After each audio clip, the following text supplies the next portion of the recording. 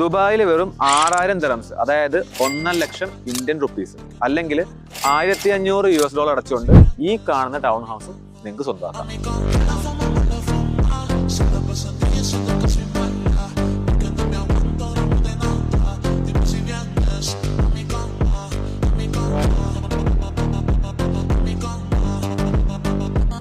നമുക്ക് എല്ലാവർക്കും അറിയാം, ദുബായിലെ അപ്പാർട്ട്മെന്റുകളെക്കാട്ടും കൂടുതൽ ടൗൺ ഹൗസിനാണ് ഡിമാൻഡ്. കാരണം ടൗൺ ഹൗസ് എന്ന് പറയുമ്പോൾ നമുക്കൊരു ലാൻഡും ഒരു വീടും കൂടിയാണ് കിട്ടുന്നത്. പിന്നെ ഒരു കമ്മ്യൂണിറ്റി കിട്ടും, കമ്മ്യൂണിറ്റിക്ക് അത് ഒരുപാട് ഫെസിലിറ്റീസ് കിട്ടും. പക്ഷേ ഒരു കുഴപ്പം എന്താണെന്ന് പറഞ്ഞാൽ, ദുബായിൽ 1000 അപ്പാർട്ട്മെന്റുകൾ റിലീസ് ആകുമ്പോൾ അല്ലെങ്കിൽ ഡെലിവർ ആകുമ്പോൾ വെറും 100 ടൗൺ ഹൗസുകൾ മാത്രമാണ് ഡെലിവർ ആകുന്നത്. അപ്പോൾ അതുകൊണ്ട് തന്നെ ഡിമാൻഡ് കൂടുതലാണ്. കാരണം ദുബായിൽ വളരെ കുറച്ച് ടൗൺ ഹൗസ് കമ്മ്യൂണിറ്റികൾ മാത്രമേ ഉള്ളൂ.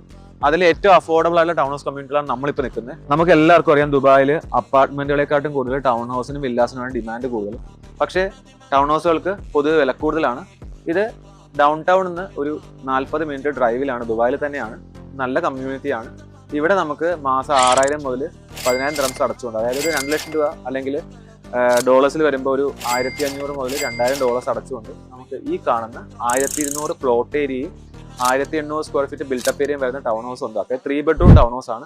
നമുക്ക് ഈ ടൗൺ ഹൗസ് ഒന്ന് കണ്ടിട്ട് വരാം. ഈ ടൗൺ ഹൗസിന്റെ അകത്തേക്ക് വരുമ്പോൾ ടൗൺ ഹൗസിന് നമുക്ക് ഒരു ലിവിംഗ് കം ഡൈനിങ് ഏരിയ, ഒരു ഗാർഡൻ ഏരിയ കിട്ടുന്നുണ്ട്. അതുപോലെ ഒരു സ്റ്റെയർ കേസ്, മുകളിലാണ് 3 ബെഡ്റൂം വരുന്നത്. ക്ലോസ്ഡ് കിച്ചൺ ആണ്, ഒരു കോമൺ വാഷ്റൂമും അകത്തുണ്ട്. നമുക്ക് പുറത്ത് 2 കാറ് അല്ലെങ്കിൽ 2 കാർ പാർക്കിംഗ് കവേർഡും 2 കാർ പാർക്കിംഗ് അതായത് കവേർഡ് അല്ലാതെ നമുക്ക് കിട്ടും. നല്ലൊരു ടൗൺ ഹൗസ് ആണ്.